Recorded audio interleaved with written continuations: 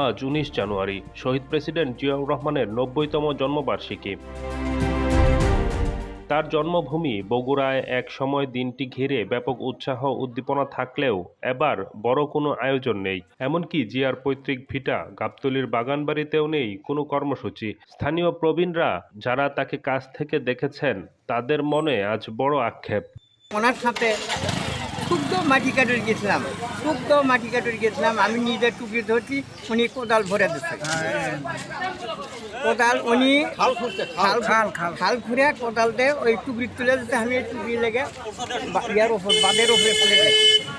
এখানে আসছিল অনেক জনগণ, বেড়া দেওয়া রাখছিল, কিন্তু উনি নিজেই বলছিল যে না, কোনো বেড়া দিতে হবে না, ওনাকেও ছেড়ে দেন, আমার সাথে আছে হ্যান্ডশিপ করুক, কাছে একটু দুটা কথা বলবো। এই ধরনের আলোচনা করার পরে আমরা দেখছি যে উনি প্লেন দিয়ে চলে আসলো। তারেক সাহেব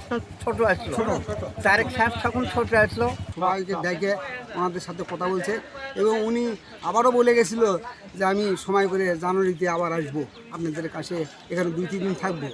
এই সময়টা আর তার ভাগ্যে হয়নি।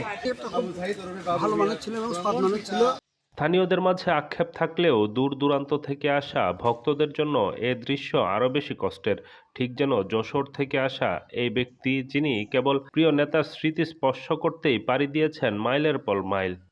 আমি যশোরতে আসছি, কিন্তু এসে দেখছি তেমন কিছু নাই, এত বন্ধ আছে, দেখার মতন কোনো পরিস্থিতি নাই।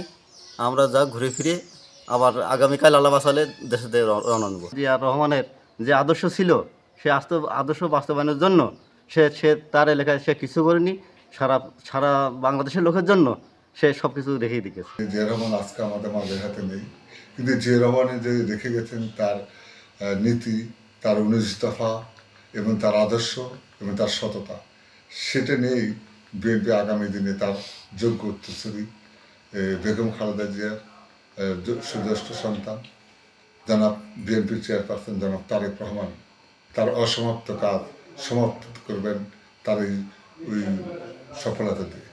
রাজনৈতিক দলগুলোর কর্মসূচি থাকুক বা না থাকুক, সাধারণ মানুষের ভালোবাসা ও তার আদর্শের বীজ রয়ে গেছে অন্তরে। জন্মভূমিতে আয়োজনের জৌলুস কমলেও শহীদ প্রেসিডেন্ট জিয়াউর রহমানের প্রতি সাধারণ মানুষের এই নারীর টান বগুড়ার রাজনৈতিক অঙ্গনে এক অন্যরকম বার্তা দিচ্ছে।